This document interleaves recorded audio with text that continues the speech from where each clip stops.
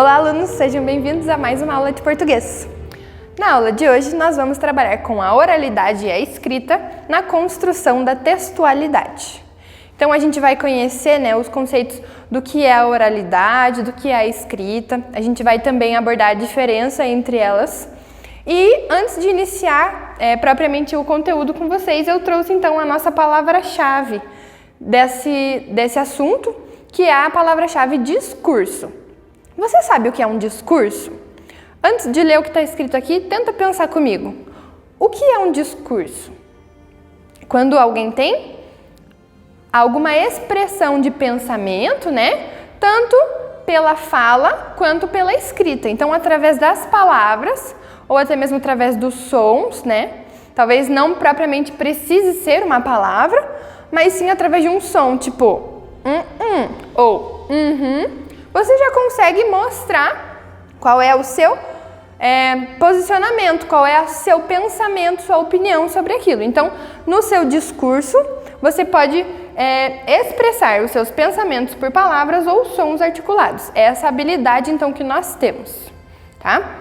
E o princípio bíblico que eu escolhi foi individualidade. A gente vai trabalhar com ele no final da nossa aula, tá bom? O objetivo dessa aula, então, o nosso objetivo específico seria fazer o uso consciente e reflexivo das regras da norma padrão em situações de fala e escrita, nas quais elas devem ser utilizadas. Então, a gente vai conhecer quais são essas regras e quais são as situações que a gente realmente precisa colocá-la em prática ou que a gente pode ser um pouco mais flexível no uso da nossa língua. Vamos seguir, então. Aqui nós temos uma imagem que ela está contida lá no seu livro e é uma imagem bastante interessante. Nós temos um menino andando de skate e ele está aparecendo várias vezes na mesma fotografia, trazendo um sentido de movimento, trazendo uma compreensão de que quem vê essa imagem, essa fotografia, consegue entender que ele estava fazendo uma manobra do skate, certo? Mas existem vários elementos dessa imagem que podem ser apontados aqui. Então, primeiramente, nós temos um menino adolescente que está fazendo aqui essa manobra de skate. Ele está numa pista, numa praça pública, provavelmente. Tem várias pessoas aqui atrás, que estão assistindo, ele ali na manobra. Tem várias pessoas lá atrás que nem estão olhando para a praça, mas estão participando desse ambiente coletivo. E a gente pode também refletir, quem será que são essas pessoas, Será que são outros skatistas que estão esperando a vez para participar? Será que tem algum amigo ou familiar que só foi assistir esse menino, fazendo suas manobras, andando de skate, colocando o seu esporte em prática? Ou então, talvez uma pessoa que nem conheça ele, mas estava passando pela rua, acabou ficando curioso e parou por ali.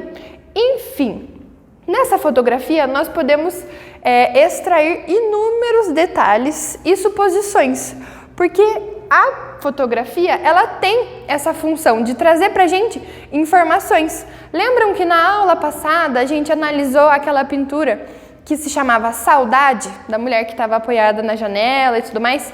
Através daquela pintura a gente também pode extrair diversas informações, que às vezes não são algo que a gente tem certeza, mas que a gente acaba podendo assimilar por conta das informações que estão contidas aqui, mesmo não tendo nenhuma palavra. Mas, de todas essas informações que eu pude retirar dessa fotografia com vocês, a informação que se sobressai de todas elas é que esse menino está em movimento.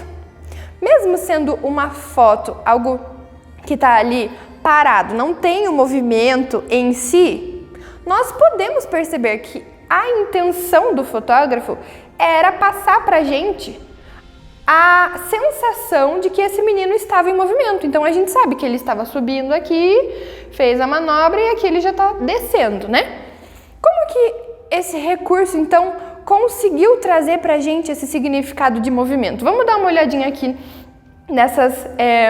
nesses parágrafos. Fotografia tem a missão de eternizar momentos. Então, por exemplo, essa fotografia, ela eternizou o momento daquela manobra. quem olha para essa foto consegue lembrar daquele momento, ou então, pelo menos, se remeter a criar isso na sua imaginação, né? Nós temos diversas fotos, inúmeras fotos de quando a gente era criança ou de algum parente, né, que já não mora mais com a gente ou mora em outra cidade.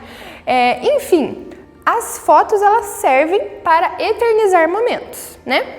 Então, aqui eu já comentei um pouquinho com vocês qual foi o sentido que o fotógrafo pretendeu nos mostrar através dessa fotografia, que foi o sentido, então, do movimento.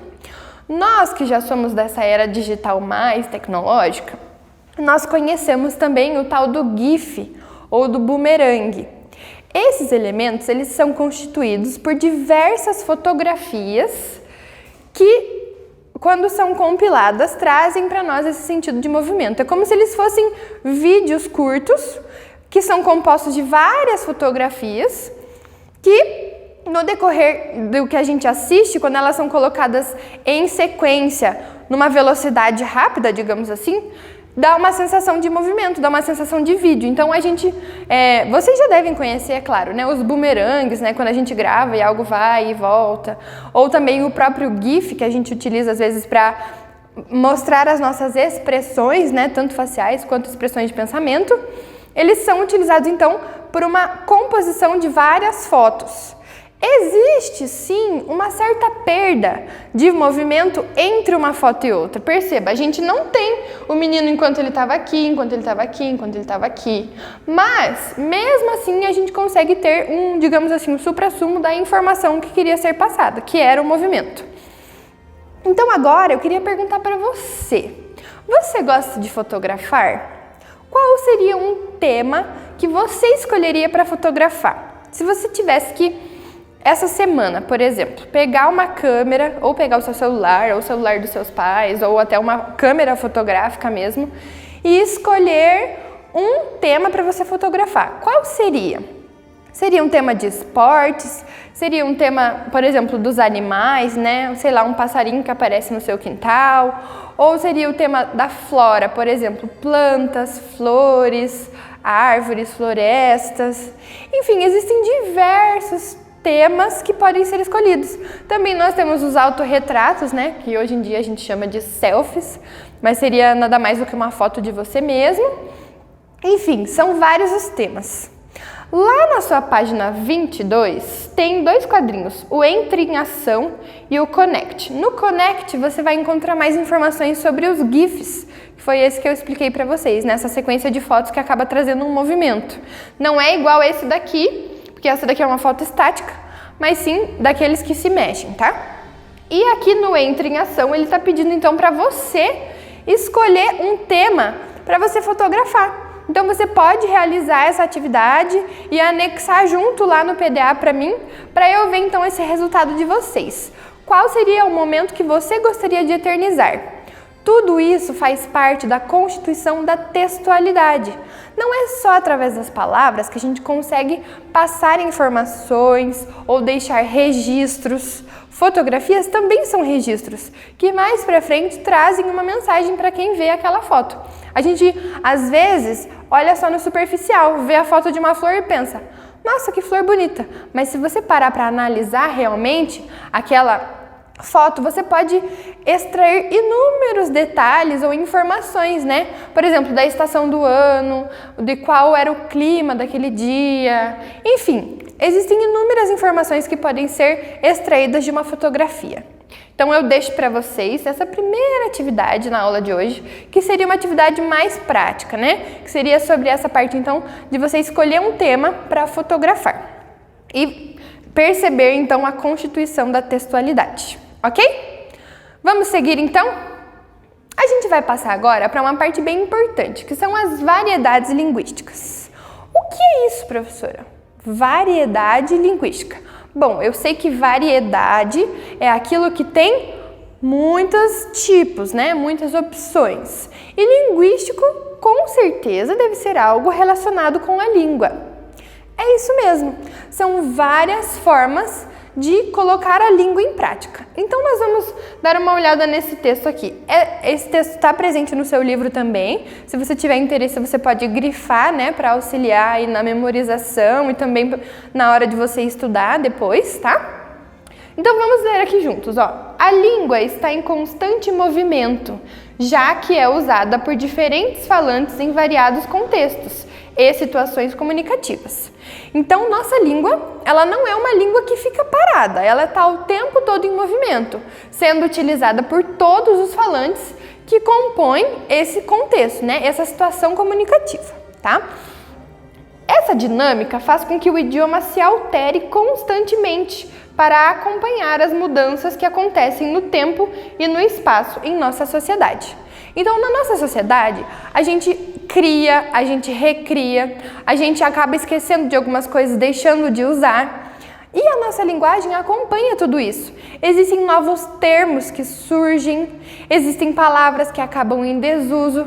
E isso faz parte, então, dessa dinâmica da nossa língua, né? Essas mudanças que a gente pode até considerar constantes. Palavras novas sendo adicionadas nos dicionários, palavras que perdem a sua usabilidade, né, a utilidade ali. Às vezes a gente usa um novo termo para algo que não precisa mais. Então, esse novo termo acaba substituindo essa palavra que já existia, tá? A gente vai conhecer um pouquinho mais sobre como funciona isso.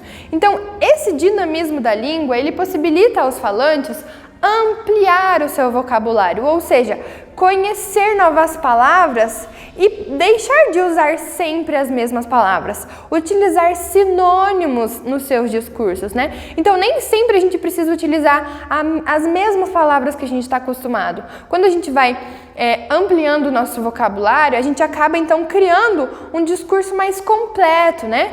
E tudo isso é através de novas palavras que nós adquirimos e também novos significados a vocábulos que já existem. Então, existem algumas palavras que às vezes elas já existem, né? Mas elas acabam então sofrendo uma modificação no seu significado. Uma coisa que é bem importante, nós não podemos esquecer de que a língua é um sistema construído socialmente.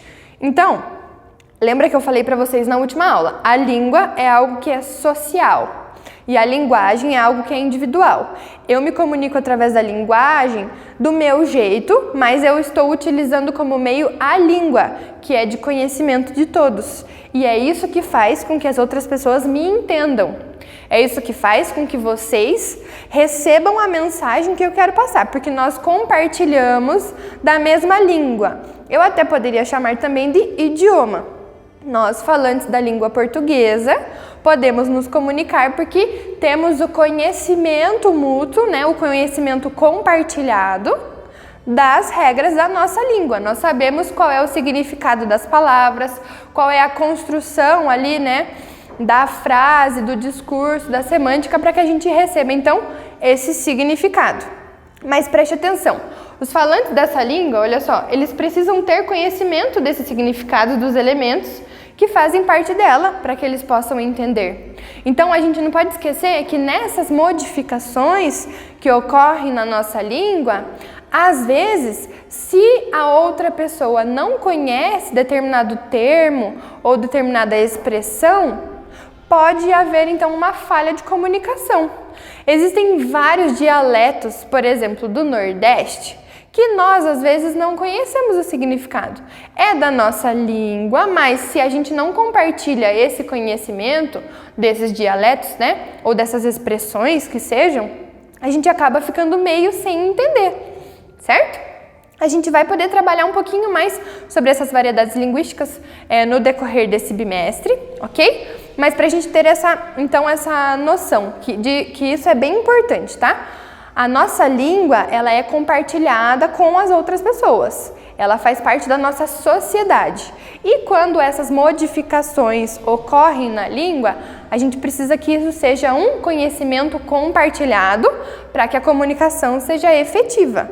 Se nós utilizarmos termos que não são de conhecimento de ambos os falantes, né, do discurso, vai ocorrer então uma falha aí de compreensão ou até mesmo de comunicação no seu discurso, ok?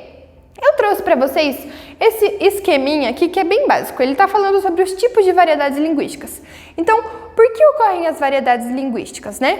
O que faz com que isso seja presente na nossa língua? Então, nós temos esse esquema aqui, ó. As variedades linguísticas, elas podem ter dois ramos, digamos assim. Os registros, eles vêm mais para a parte da modalidade e da formalidade, que seria a fala ou a escrita, formal ou informal. Então, nesse caso aqui, os registros, eles podem sim ter alguma linguagem mais informal, digamos assim, mas desde que esteja dentro do que está sendo pedido ali, né? Depende da modalidade, depende da formalidade. E também traz, então, pra gente essa sintonia, que seria mais a cortesia, ou no caso de você ser educado, ou no caso de você conseguir expressar, né, que você tenha a técnica adequada para aquele determinado discurso, tá?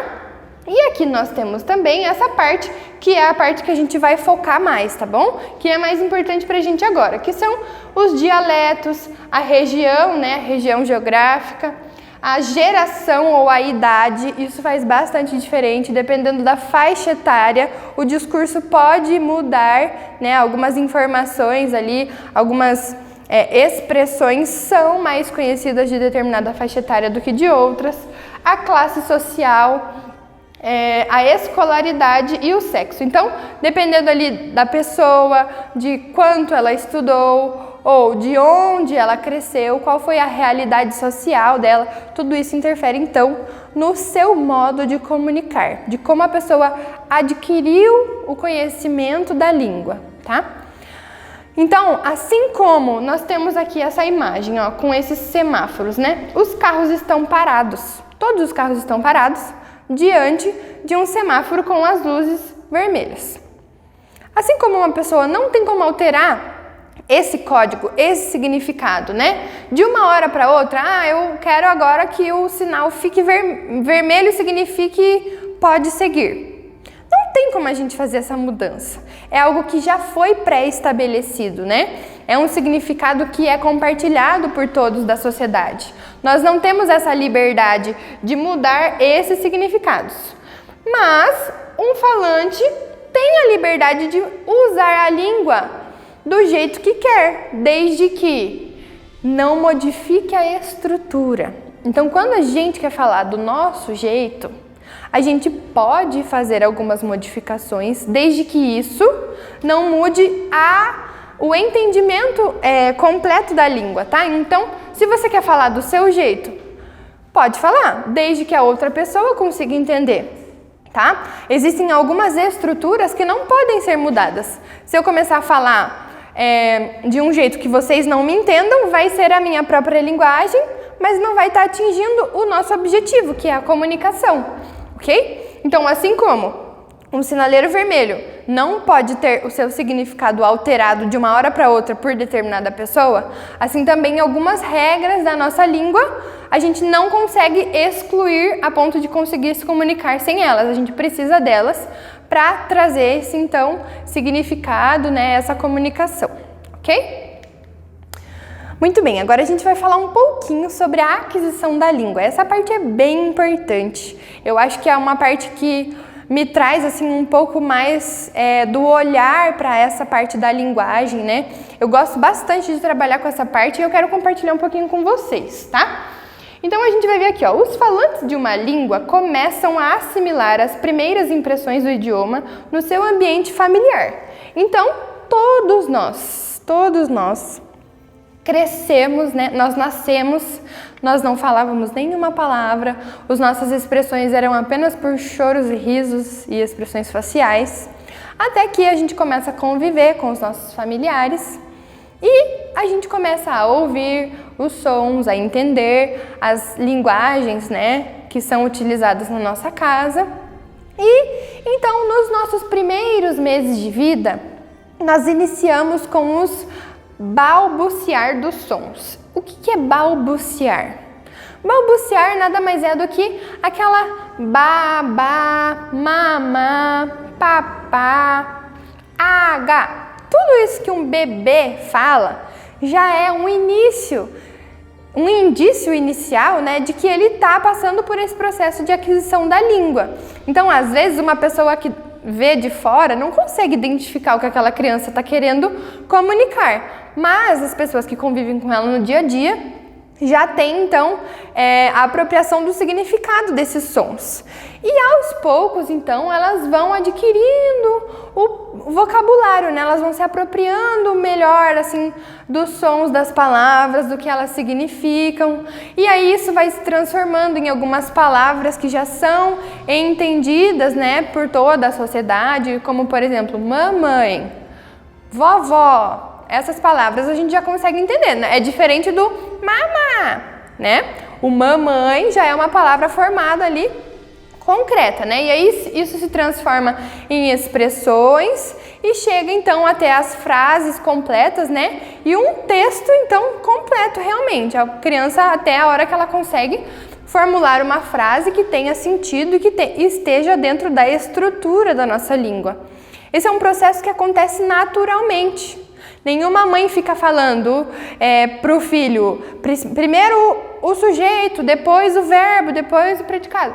Ninguém precisa explicar isso. A gente adquire a nossa língua de forma natural, desde que a gente esteja inserido, então, nesse contexto social dos falantes dessa língua. Assim como a língua que a gente adquire não é definida pelo lugar geográfico que a gente nasce, e sim pelas pessoas que estão ao nosso redor.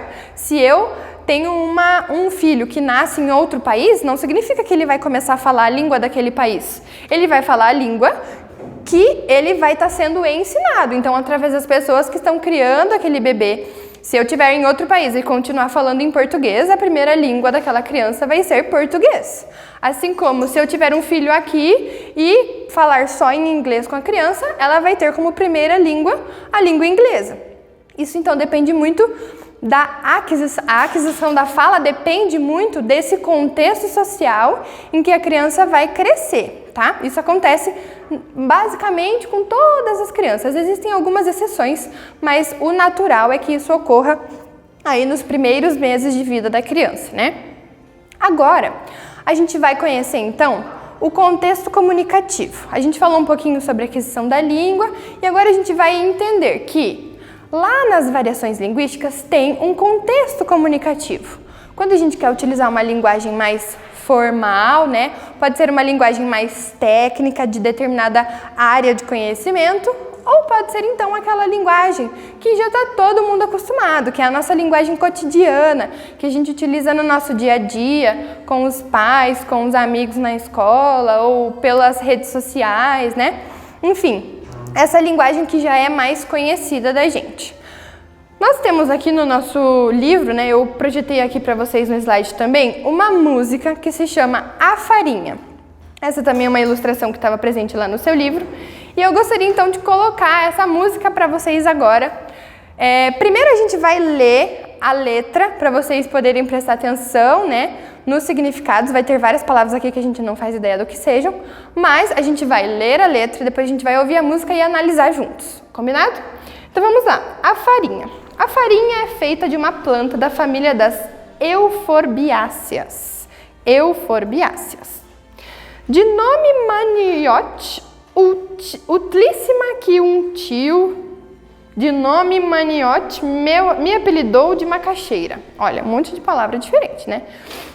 Vamos perceber aí, depois a gente vai entender o que aconteceu. E foi aí que todo mundo achou melhor. Então, esse nome estranho aqui, chegou o tio dele e apelidou de macaxeira. Aí todo mundo achou mais fácil, né? A farinha tá no sangue do nordestino. Eu já sei desde menino o que ela pode dar. Então aí já começa uma linguagem que a gente consegue entender melhor. E aí ele começa a descrever a farinha. Tem da grossa, tem da fina, se não tem da quebradinha. Vou na vizinha pegar para fazer pirão ou mingau. Farinha com feijão é animal. O cabra que não tem eira nem beira, lá no fundo do quintal tem um pé de macaxeira. Macaxeira, para quem não sabe, é a mandioca, tá? Então ele está falando sobre a farinha de mandioca. Olha aí uma variedade linguística. Talvez a gente só tenha ouvido falar mandioca como aipim ou como mandioca mesmo, mas lá no Nordeste eles chamam a mandioca de macaxeira, ok? ok? Se você não tinha esse conhecimento, houve aí uma falha de comunicação, né, de significado aí do nosso discurso. Por isso que eu tô trazendo então essa nova palavra para o vocabulário de vocês, tá bom? Vamos lá. A macaxeira popular é macaxeira para ali, macaxeira para cá. E em tudo que é farinhada, a macaxeira tá. Você não sabe o que é farinha boa. Farinha é a que a mãe me manda lá de Alagoas. Então a música vai falar isso. Eu vou colocar para vocês ouvirem então, tá? Deixa eu conectar aqui e voltar a letra no início, né? Vamos lá.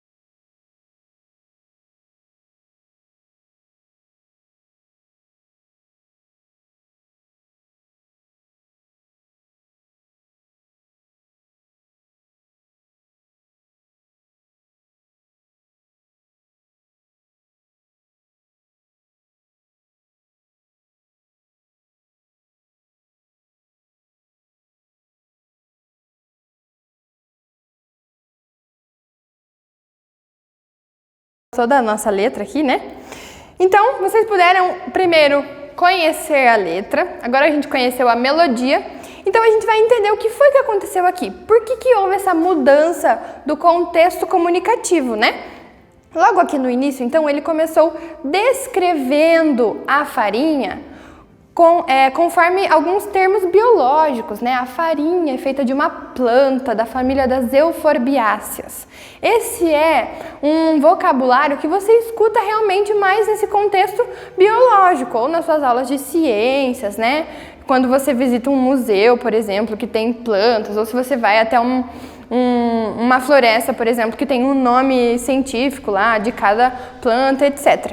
Mas, lá no Nordeste, imagine, no meio do povão lá, ele utilizar uma linguagem dessa para fazer uma música, será que ia fazer sucesso? Foi por isso então que daí ele continua e muda o seu contexto comunicativo. Ele fala que daí chegou um tio dele e resolveu dar o nome de macaxeira, que aí era um nome que todo mundo conhecia. E aí ele começa a explicar, né, para que serve a farinha, que isso daí está no sangue do nordestino, ou seja, lá realmente as pessoas utilizam mais farinha do que a gente utiliza aqui no sul, vocês sabiam? Pois é. Enfim, e daí ele fala que todos os tipos de farinha, que na vizinha tem para pegar emprestado, caso tenha acabado a farinha da sua casa, de que até a pessoa que não tem nem eira nem beira na casa, que no caso seria uma casa mais simples, né? Não interessa, a pessoa tem um pé de macaxeira lá no fundo do quintal, tá? E também aí ele fala que ela é muito popular, né? Que tem aqui, tem de lá, tem pra cá, tem pra lá, e que tudo que tem farinhada é de macaxeira, né? E que ele fala que você não sabe o que é farinha boa até provar a farinha que a mãe mandou de Alagoas. E aqui a gente também tem, né, uma rima presente nessa melodia aqui da música, ok? Então, como eu já falei para vocês, observe que no início da canção, o compositor emprega a linguagem científica ao conceituar farinha, utilizando esses meios técnicos da biologia. Mas logo em seguida ele passa a utilizar então a oralidade, né, que é caracterizada por ser uma da linguagem mais informal, típica das nossas situações cotidianas. Ele até utiliza aqui, ó, o tá, como que é? Aqui, ó, macaxeira tá. Ou seja, o tá é super informal, essa palavra nem é considerada lá do dicionário, é o está, né? Mas é o jeito que a gente utiliza na nossa oralidade, é o jeito que a gente fala. Você tá bem? Lembra que a gente fala assim às vezes? Seria o certo, você está bem? Mas enfim, isso é só um detalhe aqui que eu coloquei para vocês. Continuando sobre o contexto comunicativo, uma coisa que é super importante, eu até coloquei tudo em letra maiúscula aqui, ó. Nenhuma modalidade da língua é mais importante que a outra. Então, nem a oralidade é mais importante que a escrita, nem a escrita é mais importante que a oralidade. As duas têm suas funções específicas, né? Olha só, todas as variedades linguísticas são legítimas e contribuem para a construção dos efeitos de sentido dos textos. Então, independente se seja a oralidade ou a escrita, as duas, né, todas essas modalidades da nossa língua, elas têm sim um significado, uma certa importância individual, tá? Então, continuando aqui, como eu falei lá no começo para vocês, a nossa língua ela é dinâmica e ela varia, muda, sofre modificações de acordo com as características sociais, etárias, culturais, regionais e históricas do seu grupo de falantes, né? E também da localidade. Então, assim como a língua tem diversas variedades, né, linguísticas, modos de se comunicar, tudo vai depender do contexto que a pessoa adquiriu essa língua. Então, se você cresce no interior, por exemplo, pode ser que o seu vocabulário, né, ou o jeito que você utiliza as palavras, o seu discurso, seja diferente de uma pessoa que morou a vida inteira no centro de uma cidade grande, por exemplo. É inevitável que isso aconteça. Mas essas diferenças não menosprezam nenhum dos dois extremos, tá? Então, não é melhor quem fala a linguagem da cidade do que aquele que fala a linguagem do campo. De jeito nenhum. Não existe um que é melhor que o outro. E sim, todos fazem parte dessa linguagem, né? Dessa língua. Então, essas diferentes modalidades, essas diferentes, digamos assim, contextos, né? Todos fazem parte de uma mesma língua, independente das suas diferenças, tá? Agora eu trouxe um pouquinho para vocês, bem igualzinho como tá lá no seu livro, né, sobre o preconceito linguístico. Eu já falei um pouco sobre isso na nossa aula anterior, mas eu trouxe então um exemplo que a gente tem ali do nosso livro mesmo, tá? Semana passada eu tinha trazido para vocês algo mais, assim, externo, digamos, uma informação extra, mas agora eu peguei bem certinho como tá ali no nosso livro pra gente poder trabalhar juntos então. Acompanhe a leitura aqui comigo, ó. O Brasil é um país de grande extensão territorial e apresenta uma significativa diversidade étnica e cultural. Apesar disso, muitos usuários da língua criam a expectativa de que as pessoas falem de forma semelhante e pressupõem um modo correto de uso da língua. Isso é muito comum. A gente conhece diversas pessoas que quando ouvem alguém falar de um jeito diferente do nosso, já dão aquela olhada, né? Tipo assim, meu Deus, essa pessoa tá falando tudo errado. Mas isso não existe, a gente já vai descobrir, tá? De acordo com esse padrão de pensamento, todas as outras manifestações linguísticas que destoam desse modelo seriam consideradas erradas. Ao se comportar dessa forma, o falante comete o chamado preconceito linguístico, julgamento negativo em relação a uma pessoa, levando em consideração a variedade linguística que ela utiliza. E a gente vai ver então como que essa atitude acontece na tirinha a seguir. Lembrando, se você ouve alguém falando e acha que a pessoa está falando errado, isso não está certo, você está cometendo o preconceito linguístico. Ele já tem sido trabalhado nas escolas já faz alguns anos. Os alunos têm sido conscientizados sobre isso, porque querendo ou não, essa marca às vezes ela tem continuado, tá passando ainda de geração a geração, continua se criando isso nas pessoas sem ter o conhecimento de que existe essa variedade. Então, às vezes a gente acaba se apegando a um modelo, ou só o modelo que é ensinado na escola, por exemplo, né, com a norma padrão e tudo mais, e aí a gente acaba querendo excluir as outras variedades, considerando como se elas fossem erradas, mas isso não existe, tá? Não tá certo você olhar para alguém que fala diferente de você e dizer que aquela pessoa tá falando errado só porque ela não tá falando da mesma maneira que você fala. A gente vai ver agora então nessa tirinha, dá uma olhada aqui, ó. Tem dois rapazes, dois caras, né? Porque a cara deles tá bem informalzão. E eles estão conversando, ó, os dois de óculos de sol, um tem uma barbinha, outro tem um nariz maior, um cabelo diferente. Perceba bem, todos os elementos que compõem a tirinha antes de você chegar ao texto, para você poder entender melhor. Se você já chega na tirinha lendo o balão, tá errado. Você precisa considerar todos os elementos que estão presentes para que eles te ajudem na construção do sentido, tá? Então, às vezes você só lendo o balão, você não vai entender o que ele quer dizer. Se você olha tudo primeiro para depois ler, já faz parte, já compõe aí uma grande parte do seu significado. Então, vamos lá. 2 homens conversando, né? O estilo deles a gente já percebeu aqui como que é. E aí um diz pro outro: meu irmão, esse sotaque de vocês é muito estranho. Aí ele fala assim, né? Urra, meu, pelo amor de Deus, meu, ha, ha, ha, ha, ha, ha.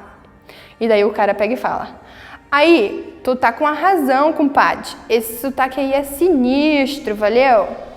Olha só, é uma linguagem diferente do que a gente, às vezes, se comunica, né? Com os nossos colegas, com os nossos familiares. E um tava meio que criticando, né? Digamos assim, a linguagem do outro. A gente já vai analisar juntos aqui o que é que foi acontecer. Então vamos lá. A principal função da língua não é a possibilidade de estabelecer a comunicação com o outro? Ou seja, o que é mais importante na língua? Seguir todas as regrinhas toda vez que você fala? Ou fazer com que a sua mensagem chegue até o ouvinte? Eu tô aqui falando com vocês e pode ser que em alguns momentos eu tenha feito uma conjugaçãozinha errada, eu tenha falado algo que não ficou na concordância certinho, ou eu tenha gaguejado um pouco. Mas, se no final do vídeo você entendeu o que eu tô passando para você de informação, não é isso que é o mais importante? É assim que tem que ser, olha só. Por esse motivo, os falantes arranjam e rearranjam a linguagem de acordo com o contexto e as situações comunicativas. Dessa forma, as variantes linguísticas jamais devem ser rotuladas como formas erradas. Tampouco uma pessoa deveria ser estigmatizada pela variedade linguística, né? Ou pelo seu vocabulário, pela pronúncia, etc., que utiliza. Isso também entra o sotaque, viu, pessoal? Quem fala carne ou quem fala carne, nenhum dos dois está errado.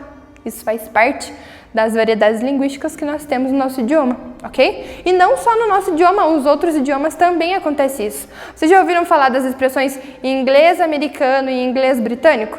Não é tudo inglês. É como se fosse português Brasil, português de Portugal. Gente, é a mesma língua, o mesmo idioma, mas existem variações, existem características que são diferentes, né? Entre um e entre outro idioma, ou até mesmo no próprio idioma português brasileiro.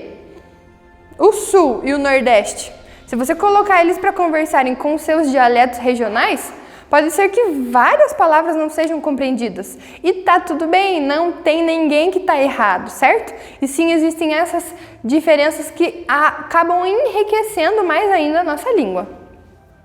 Muito bem, agora a gente vai passar então para a parte da oralidade e da escrita. Aqui tem uma imagem que, se a gente analisar, no começo ela pode ficar um pouco confusa, mas a gente já vai entender por que é desse jeito. O que parecem esses dois círculos aqui? Parecem uma moeda, certo? A oralidade escrita, então, é como se elas fossem duas faces de uma mesma moeda. É essa a intenção dessa imagem, mostrar que de um lado da moeda nós temos a oralidade e do outro lado da moeda nós temos a escrita. Mas são coisas diferentes que fazem parte da mesma coisa. Tipo cara e coroa, a gente sabe que é algo que compõe uma moeda, assim como a oralidade escrita compõe então a nossa linguagem, tá?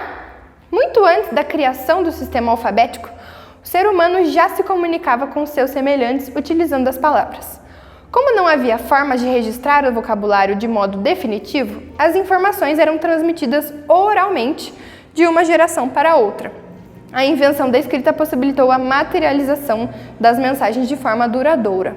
Então, muito tempo atrás, quando ainda não existia a escrita, como que as pessoas guardavam que certa palavra tinha tal significado? Não existia nem dicionário. Então, como que você sabia o significado de uma nova palavra? Pela oralidade. Então, de geração em geração, os conhecimentos linguísticos foram sendo passados, né? Até que a escrita foi inventada e aí eles puderam, então, materializar, né, essas mensagens de uma forma que ela permanecesse um pouco mais fiel, digamos assim, de geração em geração. Porque a gente sabe que quando alguém fala uma história, por exemplo, né, de uma geração para outra, é muito provável que a pessoa que for contar aquela história de novo já vai modificar alguma coisa ali, porque a nossa língua, lembram? É dinâmica, ela se modifica, ela se altera com o passar do tempo, né? A gente pode também acabar esquecendo uma informação, adicionando outra informação de algo que a gente entendeu e não realmente de algo que tinha sido discursado anteriormente, e aí acaba com que a mensagem se modifique. E através da escrita, isso já fica um pouco mais difícil. Quando você tem algo escrito, aquele material, ele dura daquele formato de mais tempo, né? Ele fica de uma forma duradoura, então, sendo um documento, sendo algo escrito, até mesmo o dicionário, ele traz pra gente por escrito o que é o significado daquela palavra e ponto, acabou. Se alguém perceber que aquela palavra está sofrendo uma modificação no contexto, né, social mesmo, todas as pessoas já estão utilizando aquela palavra com outro significado, aí então que sofrem essas modificações na escrita. Muito bem. Aqui tem um quadro que está presente lá no seu livro também, que ele fala sobre as diferenças entre a oralidade e a escrita. Então a gente vai fazer agora essa comparação de elemento por elemento, qual é a característica da oralidade e qual é a característica então da nossa escrita, tá? Então aqui, na oralidade, ela estabelece contato direto com o ouvinte. É aquilo que eu falei para vocês na outra aula. Através da oralidade, ó, eu estou falando com você e você é meu ouvinte. Você está ouvindo o que eu estou te falando. Já na escrita, nós temos estabelecimento de contato indireto com o leitor. Então, ó, aqui é direto com o ouvinte. Eu falo, vocês já estão me ouvindo diretamente. E na escrita, é um contato indireto com o leitor. Ou seja, quando eu escrevo um texto, eu estou escrevendo e alguém um dia vai ler aquele texto, né? Ou assim esperamos. Por que é um contato indireto? Porque a pessoa não está lendo já na hora que você está escrevendo. Você escreve primeiro, aí você envia ou, né, entrega para a pessoa que seja, e aí que ela vai ler, então, o seu texto. É um contato indireto porque demora um pouquinho mais e pelo seu leitor, ou seja, ela não vai ouvir o que você falou, né, o que você escreveu, ela vai ler, porque é através da escrita, então. A oralidade, ela é mais dinâmica e se renova constantemente, tá? Então é algo que é mais assim no nosso dia a dia, é algo que a gente utiliza mais, a gente usa muito mais. A oralidade é algo que a gente utiliza mais, né? Então no nosso dia a dia ali, a gente fala muito mais do que a gente escreve, certo? Não tem nem comparação, a gente fala mais do que escreve, isso é fato. É algo que é mais dinâmico, né? E a escrita, então, ela é menos dinâmica e se renova mais lentamente. Então, foi isso que eu falei para vocês lá. É algo que é mais duradouro, né? A escrita, ela perdura por mais tempo, digamos assim. A oralidade é inata ao ser humano. Então, é aquilo que eu falei. A aquisição da língua, ela acontece naturalmente, né? A linguagem, por mais que uma criança demore um pouco para aprender a falar ou até mesmo não aprenda, ela ainda sabe se comunicar através da oralidade, né? E já na escrita, requer a aprendizagem formal no âmbito escolar ou familiar. A escrita, a gente não aprende sozinho. A gente precisa, né, passar por um processo de alfabetização, geralmente acontece no âmbito escolar, né, ou até mesmo pode acontecer também no âmbito familiar, né, estudar em casa, mãe ensinar a escrever, etc. Mas a oralidade é algo mais natural, todo mundo já sai de casa falando, enquanto na escola é um lugar que a gente aprende, então, a escrita. Na oralidade, nós utilizamos recursos extralinguísticos, tais como entonação, gestos, expressões faciais e corporais, que facilitam a compreensão da mensagem.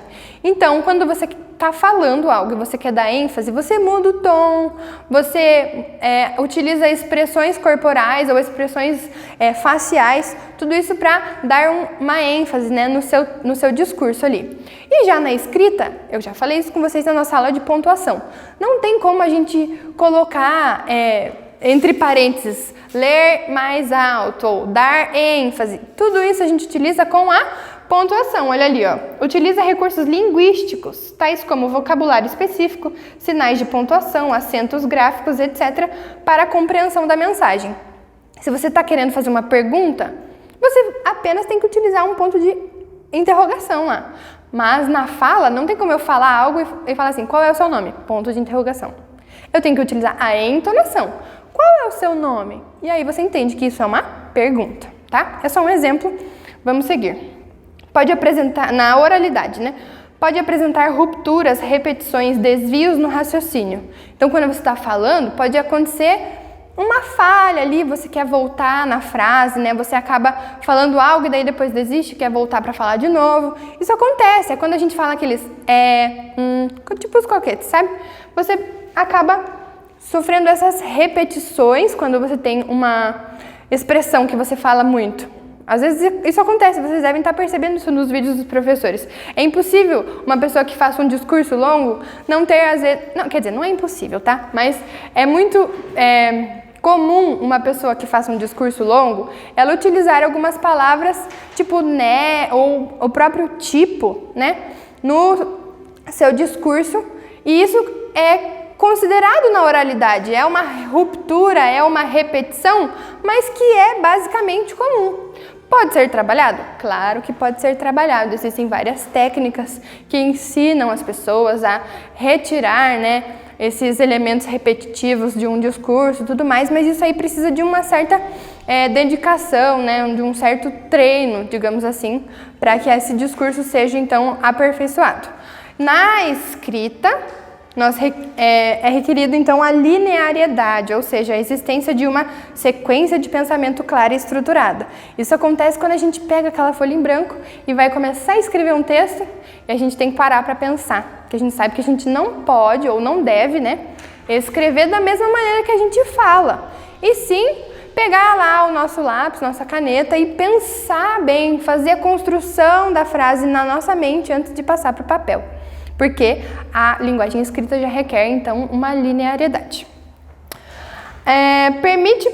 A oralidade permite pouco planejamento ou o planejamento é simultâneo à fala. Então, é isso que eu falei para vocês. Enquanto a gente está pensando, a gente já está falando.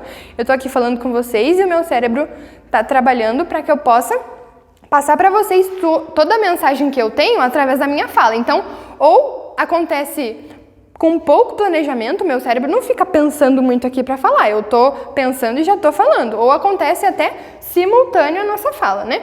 E já na escrita, ele possibilita então o planejamento, a revisão do conteúdo e a correção de inadequações, que foi digamos assim, essa pausa, né, antes de escrever ou até mesmo durante a escrita que a gente faz para perceber um pouquinho melhor qual linguagem que é mais adequada, qual seria o vocabulário, acaba revisando ali o que está sendo escrito. Algo que não dá para fazer na fala. Se você já falou, não dá para revisar o que você já falou. Você pode tentar consertar, mas aí é algo que já foi dito e aí vai ser consertado. Não é algo que você conserta antes da fala, a não ser que você pare para pensar antes de falar. Mas quem que para falar antes de todas as frases que a gente fala no nosso dia a dia? É praticamente inviável, né? Enfim. Vamos lá, eu acho que já estamos aqui no último. Ó. Oralidade apresenta predominantemente frases mais simples e curtas. Então, oralidade é a nossa conversa do dia a dia, frases mais dinâmicas, né? Algo que está no nosso cotidiano. E na escrita já pode apresentar construções e frases mais elaboradas. Então, quando você vai produzir um texto ou até mesmo um parágrafo, você pode colocar outros elementos que façam com que aquele texto seja bem elaborado, bem escrito, frases, né, mais estruturadas, digamos assim. Ao contrário da oralidade, que a gente já fala ali o que está na ponta da língua, já muda de assunto, já volta para o assunto, que são frases, então, mais simples, mais curtas. Beleza? Essas aqui são todas as comparações, digamos assim, entre a oralidade e a escrita, tá? Cada uma das funções aqui da oralidade, cada uma das funções da escrita, como que elas ocorrem, qual é a diferença entre elas. E vocês podem, então, dar uma ênfase, digamos assim, no estudo desses assuntos aqui, tá? É bem importante que vocês conheçam essas características e saibam identificá-las, ok? Muito bem. Eu deixei aqui para vocês algumas atividades da nossa parada obrigatória. Na página 25 e 26 tem 3 exercícios. É um exercício que fala sobre um texto que tem antes ali e eu não mencionei aqui para vocês. É um texto que fala sobre lixo marinho, alguma coisa assim. Então, vocês deem uma olhadinha lá nos textos. São 2 textos. Um é bem curtinho, o outro já é mais completo com uma imagem lá e tudo mais. Vocês podem tomar conhecimento para fazer então esses 3 exercícios. E aqui na página 29 a 31 tem os exercícios de 4 a 10, que fazem parte desse conteúdo então da oralidade e da escrita que a gente trabalhou agora. Então, é bem importante que vocês façam, tá? A gente vai estar fazendo algumas lives para fazer a correção dessas atividades.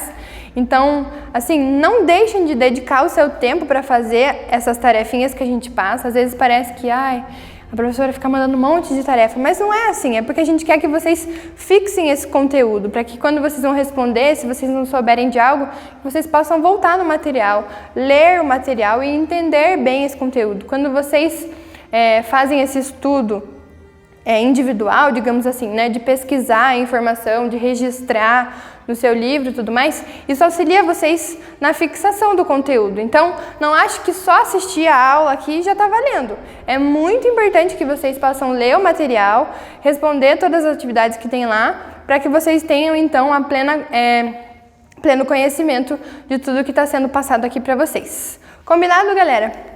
Vou deixar aqui com vocês a nossa conclusão, o relacionar lá do nosso princípio bíblico, que tanto na oralidade quanto na escrita, nós temos presente as variedades linguísticas e assim também ocorre nos demais idiomas, né? Então, de cada idioma, de cada tipo de linguagem, tanto na oralidade quanto na escrita, existem inúmeras diferenças, existem variações. Assim como nós, seres humanos, também somos seres que são diferentes. Nós somos seres individuais que adquirimos a linguagem de determinada maneira. Não é porque todos somos seres humanos que todos aprenderam a falar no mesmo tempo ou aprenderam as mesmas expressões. Não, existem variedades, existe a diversidade divina, né, que se sobressai em tudo isso. Então, essa diferença, às vezes não é algo ruim. Na verdade, na maior parte das vezes não. E sim algo que acaba trazendo mais aspectos e essas próprias diferenças, né, contribuindo então para uma linguagem mais completa, para uma sociedade mais diversificada, e tudo isso é porque a variedade está presente aqui, tanto nessa parte da linguagem quanto na nossa sociedade, e isso compõe então um todo, né, bem completinho. Tá bom? Muito obrigada por todos vocês que assistiram até aqui, e não esqueçam de fazer as tarefas de casa. Até a próxima aula!